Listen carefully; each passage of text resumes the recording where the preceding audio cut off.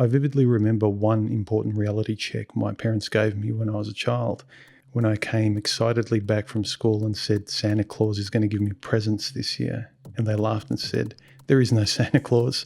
We give you presents.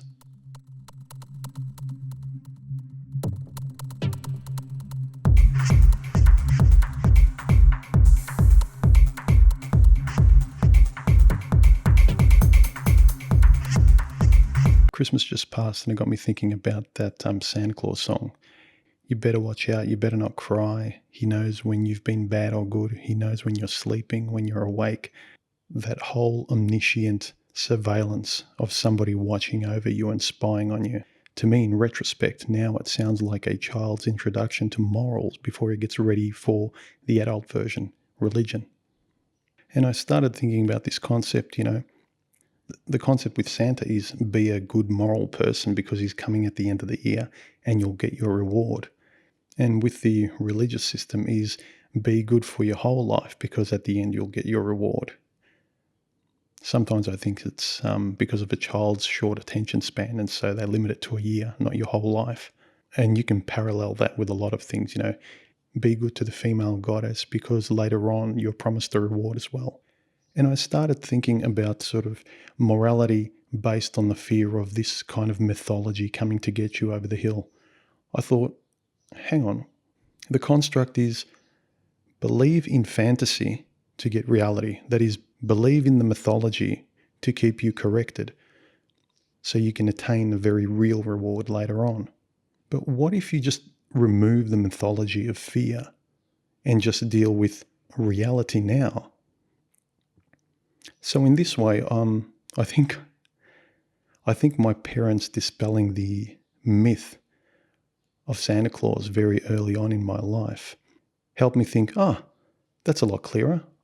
I just have to be good with real people and then I'll get a real reward later on, rather than some spooky, scary thing that I don't quite understand keeping me in fear. Keeping me moral out of fear. It always left a bad taste in my mouth, whereas being moral because it's the right thing to do now with people around you, that always sat with me a lot better.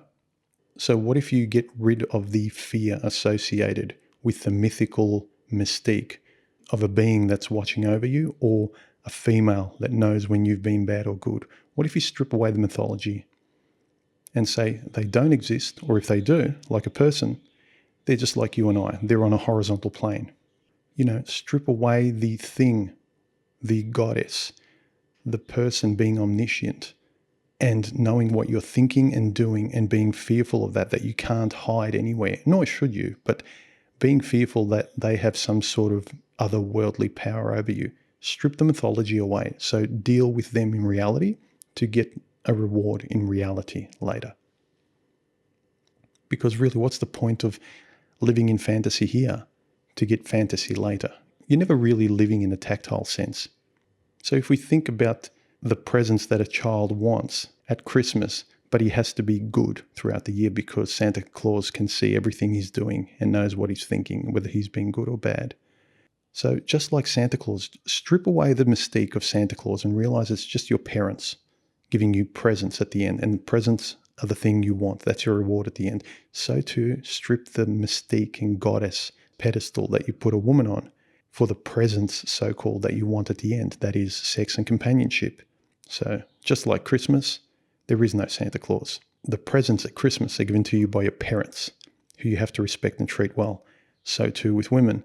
They're not goddesses. There's no feminine mystique. To get something real at the end, your presents, so to speak, at Christmas. Dealing with things in reality like this, without being motivated by fear through mysticism, mystique, and mythology like this, I started thinking it was a simpler way to see things calmly. So you deal with her as simply a reciprocal human being and not Santa Claus to get your presents at the end from her, should you choose to deal with women. Something to think about anyway, gentlemen. And Happy New Year.